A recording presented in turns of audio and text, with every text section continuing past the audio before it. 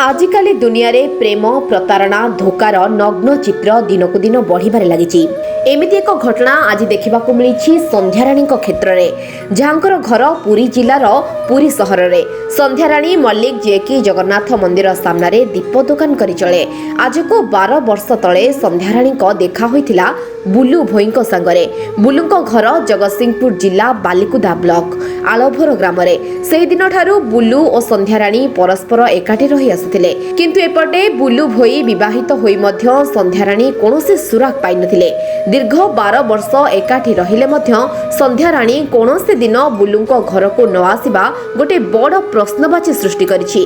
किंतु आज को 2 दिन तले बुलू संध्यांको होंडा एक्टिवा गाड़ी और 30,000 टंका नै केउआड़ को पलाई जाइछि। बालिकुदा पुलिस रो हस्तक्षेप परे संध्याराणी स्कूटी गाड़ी को पाइले सिना हेले टंका आउ फेराई पारिले नाही। आसंतु संध्याराणी ठारू ए कहानी रो सविशेष तथ्य कोन जानिबा। पचारि कि ताको घर को आसिली, घरे देखिली तार 4टी पिला, ताको स्त्री अछि, बापा माँ अछंती।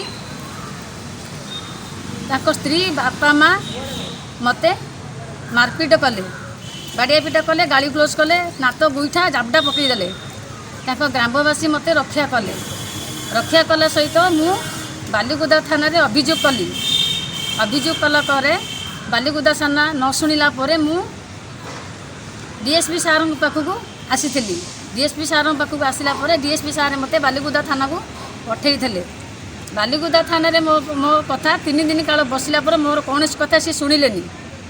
न शुणिला परे मते सेठी मैडम आईएससी सार मते बहुत गाड़ी ग्लोज, बहुत विभिन्न प्रकार भाषा माने मो सहित बोका बना गाड़ी ग्लोज कले, मते थाना तड़ी दौले। मु एका जिद्दी करी थाना रे बसिकी मु आत्म उद्यम कला परे 2 घंटा परे से पिला को ता बापा को धरिकी आनिले। 3 दिन काल कहीं से पिला को से बापा को धरा जाऊ नथला। जदि धरिकी आनिले से पिला को बसैले, मते बसैले, पचरा उचरा करिले। से पिला कहिला हाँ मु स्कूटी नहीं मु 30,000 टंका नहीं। हाँ करला सहित मते आईएससी कहले जे तू कोर्ट कॉपी नहीं कोर्ट रे केस करिवु। मते केस कॉपी दे देले। केस करिया पेंगी मु केस करिया पेंगी गेट बाहर आसिक छिड़ा है। से पिला टू नाच खाई 10,000 टंका। से पिला मते कहिला कि बालिकुदा आईएस टंका पकैले नांगुड़ हलैब। भास्कर मु जानी नहीं सांबादिक भास्कर मते 5,000 टंका मागुथला केस कंप्रोमाइज करिया पेंगी। मु मना करी देइथिली। तेणु करी मु डीएसपी पाखक आसी मते एठी न्याय मिलू। से पिला को धरा जाइथला काहेकि छाड़िले, ताकू कोर्ट फरवर्ड काहेकि न करिले, कोन पेंगी ताकू छाड़िले, केते टंका नाच खाइकी आईसी ताकू छाड़िला। ए प्रकार निर्यातना काहेकि होउची।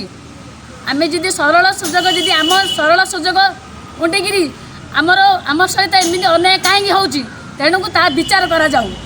यदि विचार किछि न करा जिवो ए डीएसपी सामना रे मु आत्महत्या मा उद्यम ही करी। मु एते बाटू एते कष्ट करी आसी मोर 8 जन कहीं ना। मु बालिकुदा थाना बाहरिला परे से पिला मते 5टा पिला लगेगी मते मारिया पेंगी उद्यम करिथला बाटरे। मो गाड़ी छड़ा छड़ी करिथला। मु एबे वर्तमान चाहूची जे मते न्याय मिलू। से कालिया दास बुलू भोई की धरा जाएगी मते एठी न्याय मिलू। मु एया ही मोर एतिकी जदि मते न्याय मिलबा मु कृतज्ञता हेबी। संध्याराणी कहवा मुताबक जदि पुलिस ए कहानी को खोलताड़ करे ताहले संध्याराणी परी अनेक झियो ए बुलू और कालिया ठारू रक्षा पाई पारंते। तेणु पुलिस प्रशासन सरकार माँ को सम्मान और गाँव को कामर प्रतिश्रुति पूरण हो पारंता। ए सबु कहानी नहीं संध्याराणी भांगी न पड़ी आज जगतसिंहपुर जिला आरक्षी अधिकारी को किपरि न्याय पाइबे गोटे लिखित अभियोग करिसेंती। जगतसिंहपुर जिल्लारू प्रतिनिधि कमलाकांत बारिकଙ୍କ रिपोर्ट ए न्यूज ओडिया।